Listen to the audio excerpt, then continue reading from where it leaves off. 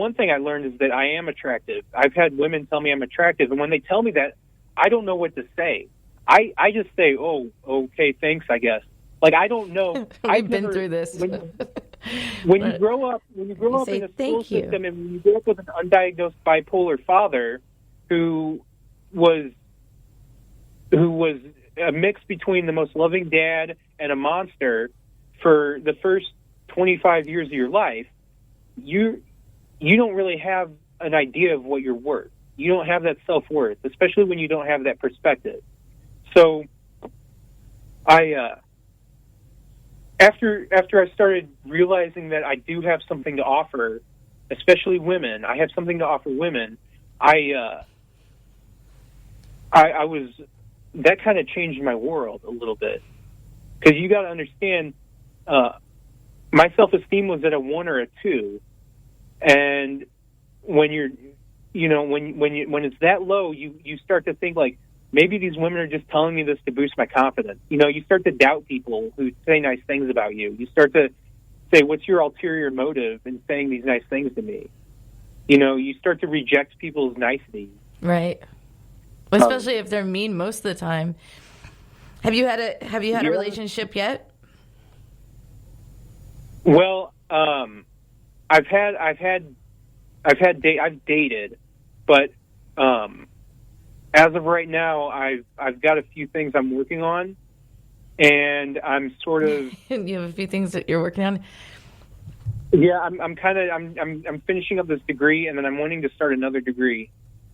So, and I'm trying to get my photography business off the ground. I'm also still deep in therapy. I don't think I'm through with therapy yet. But I do date. I go on dates. I talk to women, and but one thing that I'm still coming to terms with myself is that when I'm depressed, I get hostile, and when I'm hostile, I get apathetic and kind of like my dad did for a long time. When he got depressed, he would get hostile and apathetic, and he wouldn't mind telling somebody off. And so that's one thing I'm working on, and I don't want a woman to have to deal with that. Right. So I'm still experimenting with my medications. I'm doing my therapy. I'm doing my work. It's healthy to work on yourself before getting into a relationship, but sometimes being in a relationship can help us learn through trial and error. But Patrick, hold on one second. I want to get kind of more into what relationships are like when you're an adult with living with autism. I said it wrong. I'm going to say it just a therapeutic way. But we'll get back to that after our break, and we'll be back with Moments of Clarity in just a moment. We will return to Moments of Clarity with Tiffany Warner after these messages. This is the Tan Talk Radio Network. Did you know that your physical health plays a big role in your mental health? Healthy minds and healthy bodies go hand in hand. The problem for many is finding the time and getting the results they want. X-Force Body is perfect for people with busy schedules, with a mission to inspire you to become leaner, stronger, and in the process healthier. X-Force Body coaches will encourage, motivate, and inspire you through every workout, helping you achieve the results you desire. Learn more about X-Force Body at the grand opening of their new location in South Tampa on May 8th from 5 to 7 p.m. For more information, visit www.xforcebody.com. Hi, this is Tiffany Warner, your host of Moments of Clarity. Living with a mental health disorder is not easy. If you or someone you know are struggling with this, please know it's so important to seek treatment, and I'm here to help. Please visit the website at momentsofclaritywithtiffany.com to view blog posts and resources on this site to help educate and inspire you to take action, because there's no shame in seeking help for mental health. While you're there, please take a few seconds to sign up for my email list. You'll get some extremely valuable educational and entertaining content that can be sent right to your inbox each week. Plus, you'll also get instant and free access to my guide on managing your anxiety. You can also follow me on Twitter at MOC with Tiffany and at Facebook at Tiffany Warner. And once again, the website is momentsofclaritywithtiffany.com. Thank you so much for your support and for listening to your show, because change can only come when we stand together as one.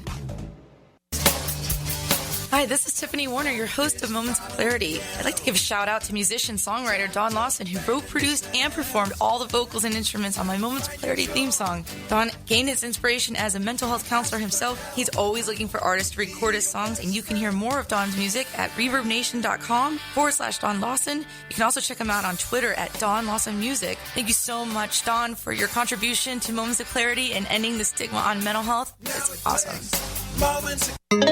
This is the Tan Talk Radio Network. Now back to Moments of Clarity with Tiffany Werner, licensed mental health counselor. To engage in the conversation, call 866-826-1340. Here's Tiffany. Hi, welcome back. And this is Moments of Clarity. My name is Tiffany Warner. I'm a licensed mental health counselor. I'm your host. Today with me is a very brave friend of mine that was diagnosed with autism about 5 years ago as an adult. And he's talking about some of the stuff that he's been through, struggling, not knowing what the symptoms were and what his, social skills deficits were and how challenging it was. The more we know, the more we understand, the more we can be there and help each other, especially, as I said before, 1 in 59 children are diagnosed with it. And my guest was also commenting, without that diagnosis as a child, it kind of falls through the cracks as an adult. And I want to welcome back Patrick McGurk. Thank you, Patrick.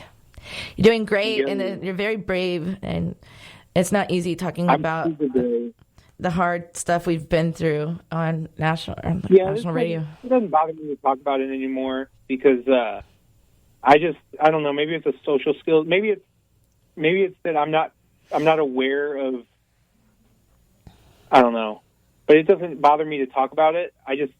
I like talking about it. I can't keep this stuff inside anymore. It's going to kill me one day if I keep it inside. Right. My heart's going to go out. And there's nothing to be ashamed of either. It's just what it is. And so you're helping so many other people that feel that they've got it bad, but no, you're working on your master's degree, and that life is good, and life can be good no matter what. And it's like what you do with it rather than what you have to endure. Yeah, and I'm trying to make it as a professional photographer, and I just bought $200 worth of flash equipment, so I need to get some clients. But that's what I'm kind of doing. I'm a photographer, and I'd like to be a clinical mental health counselor at the same time.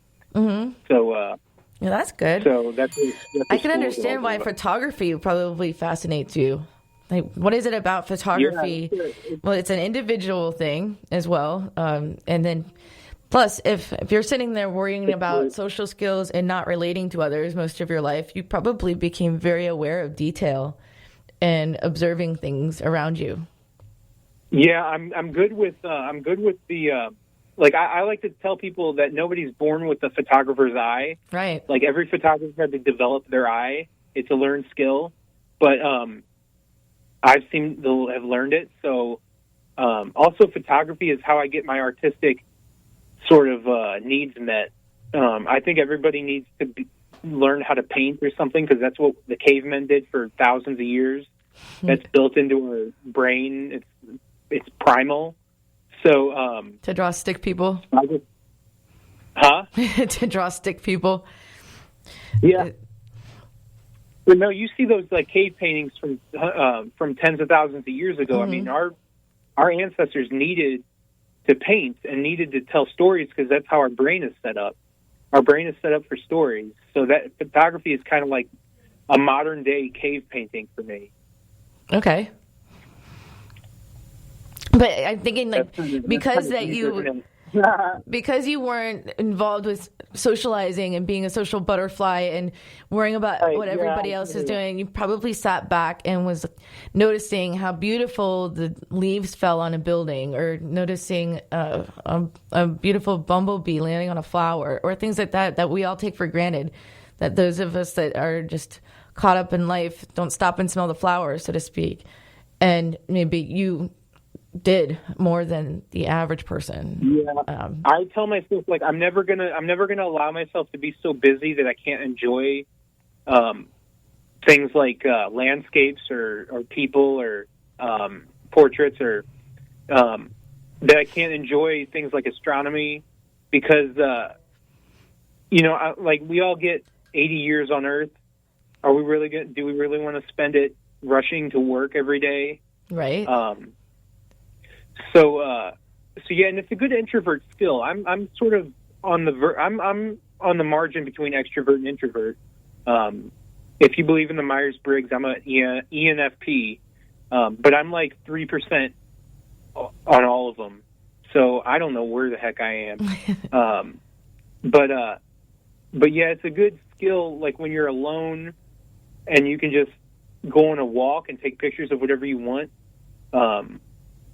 It's kind of great. So you want to talk about dating?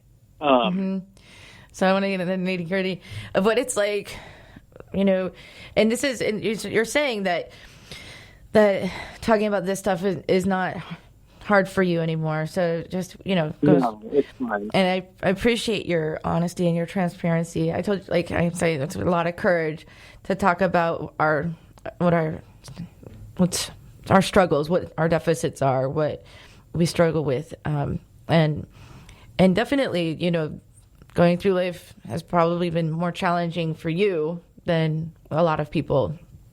Yeah. I mean, I want people to understand that. I want people to understand what life is like with somebody with autism, like what dating must be like, what friends must be like, what bullying was like. I want people to understand so they can empathize and show compassion and try to be nicer to someone that says that they're autistic or any of that just because they finally get it. You know what I mean? That's the whole point of what I'm trying to do here, is to help people understand that it's not easy, and to be a little bit more patient, be a little bit more understanding, be a little bit more be able to explain things, or less sarcastic. That's one of the beautiful things about people with autism. It's like, one thing is it sucks for you to not understand sarcasm because a lot of people use it, right? And I'm probably one of those people with sarcasm. I taught myself. But let me finish my point real quick. However, if the world was less sarcastic with each other, I mean, that's one of the most beautiful things about people with autism. They're just straightforward and real and not sarcastic. They don't sit there and BS each other. It's, they're just like flat out. They would say, wow, I love the shape of your head, even though it's just like, just one of those compliments that it sounds like probably off to somebody. Neurotypical. Right. But to be able to just non-filtered honesty, but you're saying like through life it's been a challenge for you because other people aren't adapting to your style of communication, and that's a shame. Yeah. But be honest, I mean, if everybody communicated more like you, we would be a lot more honest. I mean, to be honest. Yeah, I think the autism is a little bit why I'm so open, because I know neurotypicals are kind of funny about, keeping personal things personal, but that's everybody else's own problem, yeah. And then so you get picked on or bullied or whatever because other people don't communicate like that, or other people are defensive because they don't want to be exposed, or other people want to defend themselves through sarcasm or through inappropriate humor or whatever. And it's kind of funny because it's a shame that our world is more like that rather than just honest and straightforward anyway. And so you're saying back in you got suspended for sexual harassment comment when everybody else was making jokes about something, but coming out from you, it came out literal or something. Because I was the loud and the obnoxious one, and my voice was the loudest. So I'm the one that gets in trouble. And I tell my friend has an autistic son, and I say, he's loud, so you're going to have a fight with his school when he gets older, because the loud kid is always the one who gets in trouble first. Mm-hmm. But anyway, with friendships and dating, like with my best friend, when the Blues won the Western Conference Finals, I sent him a series of about 20 text messages in all caps saying OMG